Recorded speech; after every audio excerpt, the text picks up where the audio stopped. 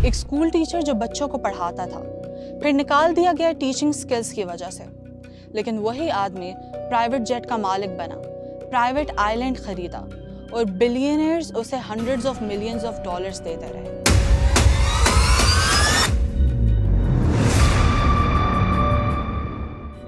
ये कहानी क्राइम्स की नहीं, ये कहानी पैसे की है।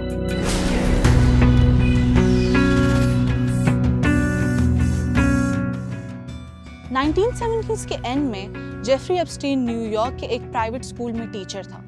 कोई फॉर्मल क्वालिफिकेशंस नहीं, फिर उसे जॉब से निकाल दिया गया। यहाँ से नॉर्मल लोगों की कहानी ख़त्म हो जाती है, लेकिन एप्स्टीन की यहीं से शुरू होती है। स्कूल के एक पेरेंट थे, एलन एस ग्रीनबर्ग। वो बेयर स्टर्न्स के टॉप एग्जीक्यूटिव थे। कुछ ही अरसे बाद एप्स्टीन हायर हो गया वॉल स्ट्रीट के जायंट इन्वेस्टमेंट बैंक में। सोचो, क्लासरूम से सीधा वॉल स्ट्रीट। 5 साल में वो कंपनी के अंदर ऊपर चला गया, फिर एक ट्रेडिंग वायलेशन के बाद छोड़ दिया। उस वक्त वो रेगुलेटर्स को बता रहा था कि वो 200,000 पर ईयर कमा रहा है। एक एक्स टीचर के लिए ये सिर्फ शुरुआत थी। 1981 में एप्स्टीन ने अपनी फर्म लॉन्च की, लेकिन उसने खुद को बैंकर नहीं कहा, ना लॉयर, ना फाइनेंशियल एडवाइजर। उसने एक लफ्ज इस्तेमाल किया, कंसल्टेंट। और यही उसका गेम था। कंसल्टेंट होने का मतलब कम रेगुलेशन, कम ट्रांसपेरेंसी। 1987 में वो टावर्स फाइनेंशियल कॉरपोरेशन का कंसल्टेंट बना। $25,000 पर मंथ कमाता था। 4 साल बाद कंपनी पॉन्जी स्कीम निकली। एप्स्टीन वो पहले ही निकल चुका था। पैटर्न शुरू हो चुका था, हर स्टॉर्म से पहले exit.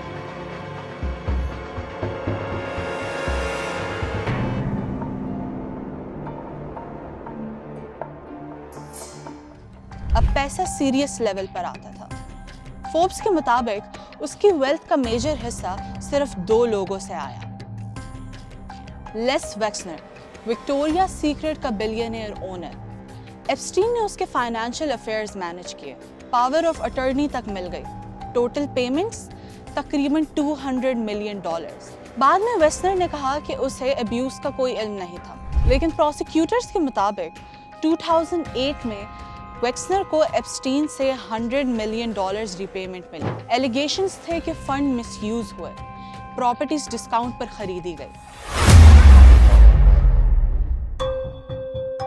Leone Black, Apollo Global Management का को-फाउंडर।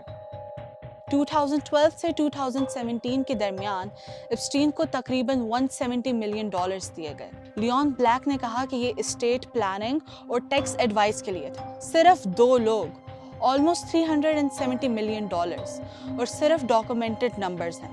1988 में एप्स्टीन ने जे एप्स्टीन एंड कंपनी बनाई। बेस कहाँ था? यूएस वर्जिन आइलैंड्स, एक टैक्स हेवन। फोर्ब्स के मुताबिक 1999 से 2018 तक उसने अपनी कंपनी से कम $360 मिलियन डिविडेंड्स निकाले और लगभग $300 मिलियन टैक्स बचाया। ये सिर्फ अर्निंग नहीं थी, ये स्ट्रक्चर्ड वेल्थ थी। Offshore shelf companies, layered accounts, hidden ownership.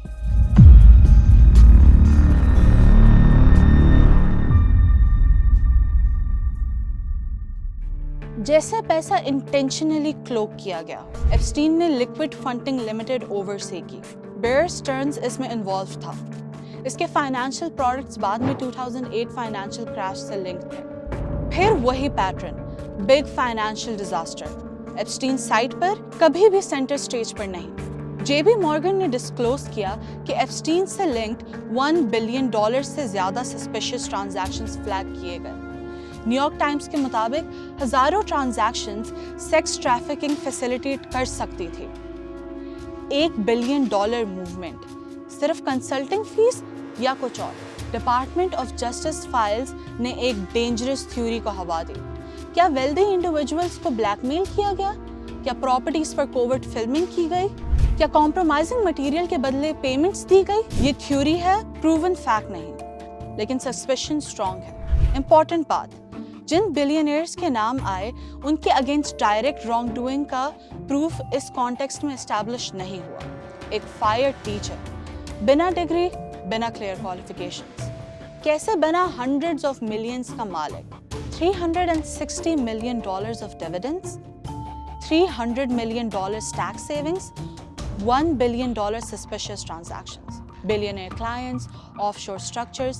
Crimes दुनिया को शॉक कर दिया, लेकिन पैसा अभी भी मिस्ट्री है। और जब तक पैसे का असल सोर्स सामने नहीं आता, एक स्कूल टीचर से एप्स्टीन की कहानी मुकम्मल नहीं होती।